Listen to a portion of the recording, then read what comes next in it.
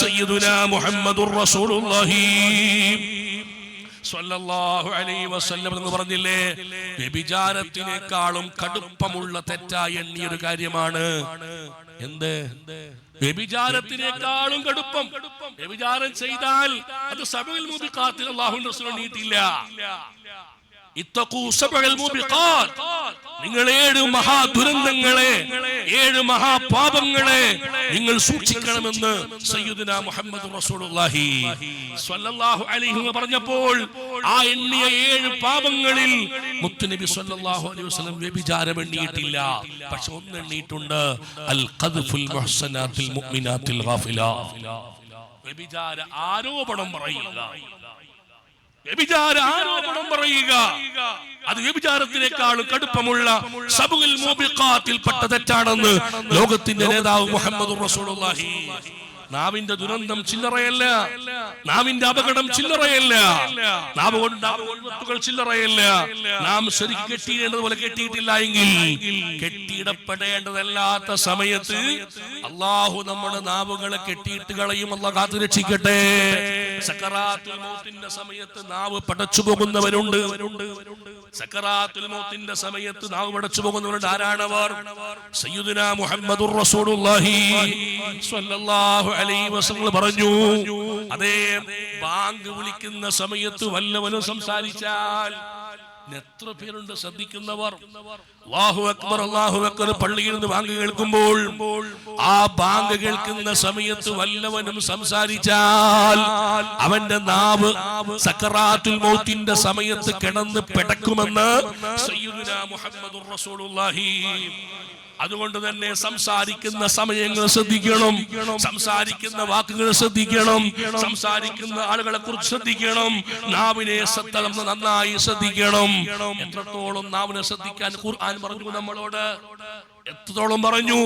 ഒരാളെയും ചീത്ത പറയാൻ നമ്മുടെ നാവിന് അധികാരം വന്നിട്ടില്ലെന്ന് മാത്രമല്ല, പരിശുദ്ധ ഖുർആനിന്റെ വിശാലമായ കാഴ്ചപ്പാട് നോക്കൂ നിങ്ങൾ. വലാ തസുബ്ബുല്ലദീന യദഊന മിൻ ദൂനില്ലാഹി ഫയസുബ്ബുല്ലാഹ അദുവൻ ബിഗൈരി ഇൽം. മറ്റിതര സമുദായത്തിൽ ആളുകൾ ആരാധിക്കുന്ന ആരാധനാ മൂർത്തികളെ പോലും നിങ്ങൾ ചീത്ത പറയാൻ പാടില്ല. പരിശുദ്ധ ഖുർആനിൽ ഖാലല്ലാഹു അസ്സ വജൽ. മറ്റുള്ള ദൈവങ്ങളെ പോലും ചീത്ത പറയാൻ പാടില്ല എന്ന് പഠിപ്പിച്ചെങ്കിൽ പിന്നെ എങ്ങനെ മനുഷ്യനെ ചീത്ത പറയാൻ കഴിയും? എങ്ങനെ അയൽവാസിയെ ചീത്ത പറയാൻ കഴിയും? എങ്ങനെ നമുക്ക് കുടുംബത്തിൽപ്പെട്ടവരെ ചീത്ത പറയാൻ കഴിയും? കണ്ടോ നിങ്ങൾ, അഷ്റഫുൽ ഖൽഖ് സ്വല്ലല്ലാഹു അലൈഹി വസല്ലം അവിടുന്ന് പഠിപ്പിക്കുന്ന ഹദീസിൽ കാണാം, വലാ തസുബ്ബുദ്ദീക, മോനെ നീ കോഴിയെ ചീത്ത പറയാൻ പാടില്ല. സുബ്ഹാനല്ലാഹ്. ചില ആൾക്കാരുണ്ട്, ചിലപ്പോ അടുത്ത വീട്ടിലെ കോഴിയായിരിക്കും, സ്വന്തം കോഴി എന്തായാലും ചീത്ത പറയില്ല. അടുത്ത വീട്ടിലെ കോഴി എങ്ങാനും ഇപ്പുറത്തിട്ടിരിക്കുന്ന വിത്ത് ചെയ്യുന്നത് കണ്ടാൽ, ചെടി കൊത്തി നശിപ്പിക്കുന്നത് കണ്ടാൽ, ഒരുപക്ഷെ നമ്മൾ അറിയാതെ ആ ചീത്ത പറഞ്ഞുകൊണ്ട് കോഴിയെ ഓടിക്കുന്നവരുണ്ട്, കോഴിയെ ആക്ഷേപിക്കുന്നവരുണ്ട്. ഇതൊക്കെ മുൻകൂട്ടി കണ്ടുകൊണ്ട് ഉമ്മത്തിനെ പഠിപ്പിച്ച നേതാവാണ് മുഹമ്മദുർ റസൂലുള്ളാഹി സ്വല്ലല്ലാഹു അലൈഹി വസല്ലം പറയുന്നു, വലാ തസുബ്ബുദ്ദീക്, കോഴിയെ നീ ചീത്ത പറയാൻ പാടില്ല. കാരണം ഫൈന സൗതദ്ദീക് തസ്ബീഹത്തുൽ ലില്ലാഹ്, അല്ലാഹുവിലേക്ക് എപ്പോഴും തസ്ബീഹ് ചൊല്ലുന്നൊരു ജീവിയാണ് കോഴി എന്നുള്ളത്.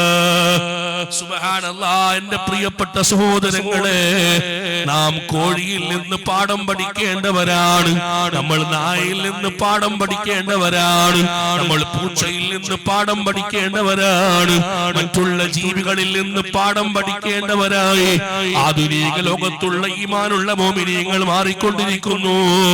എന്തേ ഞാനിത് പറയാൻ കാരണമെന്നറിയോ? കോഴിക്കൊരു സ്വഭാവമുണ്ട്. ലഖദ് ഹതഫത് ഫീ ജുൻഹി ലൈലിൻ ഹമായിമു അലാ ഫാനൻ വഹനൻ വഇന്നി ലനായിമു كذبت كذبت وبيت الله لو كنت عاشقا لما سبقتني بالبكاء الحمائم وأزعم أني هائم منذ صبابتي لربي ولا أبكي وتبكي البهائم.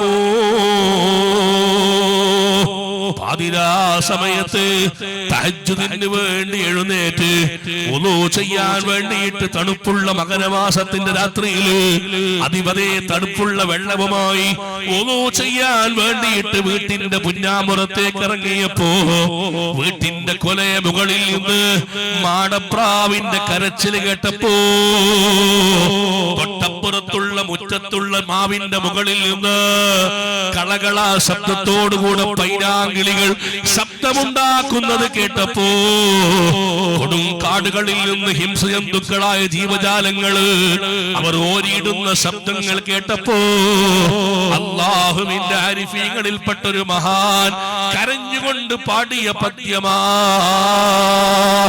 ഞാൻ ഈ സമയത്ത് പാതിരാ സമയത്ത് എഴുന്നേറ്റതാ. ഞാൻ എന്റെ റബ്ബിന്റെ ഏറ്റവും നല്ല അടുത്ത അടിമയാണെന്ന് വിശ്വസിച്ചതാ. ആ റബ്ബിലേക്ക് ഏറ്റവും ഇഷ്ടമുള്ളവൻ ഞാനാണെന്നാ വിചാരിച്ചത്. അല്ല അല്ല, കദബ്തു വബൈതില്ലാഹി ലൗ കുൻതു ആശിഖാ. ഞാൻ ആ റബ്ബിന്റെ ഏറ്റവും വലിയ ആശിഖാണെന്നാ വിചാരിച്ചത്. അല്ല അല്ല, ഞാൻ കള്ളം പറഞ്ഞതാണ്. ഞാനല്ല എന്റെ റബ്ബിന്റെ ഏറ്റവും വലിയ ആശിഖ്. കാരണം ഞാൻ തഹജ്ജുദിന് വേണ്ടി വുളൂ ചെയ്യാൻ എഴുന്നേറ്റിട്ടേ ഉള്ളൂ. എഴുന്നേറ്റ് നോക്കുമ്പോൾ കേൾക്കുന്നത് മാടപ്രാവ് മുകളിൽ നിന്ന് തസ്ബീഹ് ചൊല്ലുന്നതാ. പൈനാങ്കിളി മരത്തിന്റെ മുകളിൽ നിന്ന് അല്ലാഹുവിനിക്ക് ദിക്ർ ചൊല്ലുന്ന ശബ്ദമാ. ആ വനാന്തരങ്ങളിൽ നിന്ന് വലിയ വലിയ ജീവജാലങ്ങൾ ഓരിയിടുന്ന ശബ്ദമാ. ആ ശബ്ദങ്ങൾ മുഴുവനും അല്ലാഹുവിന്റെ ദിക്റാ. ഞാൻ ഉറങ്ങുമ്പോൾ അവർ എഴുന്നേറ്റ് തസ്ബീഹ് ആരംഭിച്ചു പോയി. ഞാൻ ഉറങ്ങുമ്പോൾ അവർ എഴുന്നേറ്റ് ദിക്ർ തുടങ്ങിപ്പോയി. ഞാൻ എഴുന്നേൽക്കുന്നതിന് എത്രയോ മുമ്പ് അവർ എഴുന്നേറ്റ് അല്ലാഹുവിനെ വാഴ്ത്താൻ തുടങ്ങിപ്പോയി. അപ്പോൾ ഞാൻ അല്ലാഹുവിന്റെ ആശിഖാണെന്ന് പറഞ്ഞത്, അല്ലാഹുവിന്റെ ഏറ്റവും അടുത്ത വ്യക്തിയാണെന്ന് പറഞ്ഞത്, ഞാൻ ഏറ്റവും വലിയ കള്ളം പറഞ്ഞവനാ. ഞാൻ പൂച്ചയെ കണ്ടുപഠിക്കേണ്ടവനാണ്, ഞാൻ കോഴിയെ കണ്ടുപഠിക്കേണ്ടവനാണ്.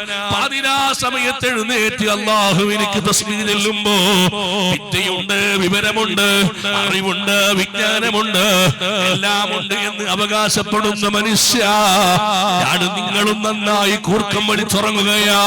ആ സമയത്ത് എല്ലാ ജീവജാലങ്ങളും അല്ലാഹുവിനിക്ക് തസ്ബീഹ് ചൊല്ലുകയാ. അതുകൊണ്ടാണ് ഹബീബ് മുഹമ്മദുർ റസൂലുള്ളാഹി സ്വല്ലല്ലാഹു അലൈഹി വസല്ലം തങ്ങൾ പറഞ്ഞത്,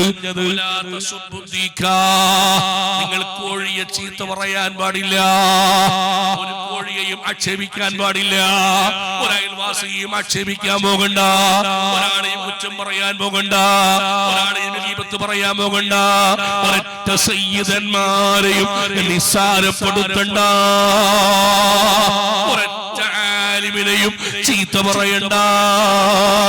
നിനക്ക് ഇഷ്ടമുള്ളവനാവട്ടെ ഇഷ്ടമില്ലാത്തവനാവട്ടെ ഒരൊറ്റ ആലിമിനെയും നീ വേർതിരിച്ചുകൊണ്ട് ആക്ഷേപിക്കാൻ നീ പോകണ്ട, ഒരൊറ്റ തങ്ങന്മാരെയും നീ ആക്ഷേപിക്കാൻ വേണ്ടി പോകണ്ട.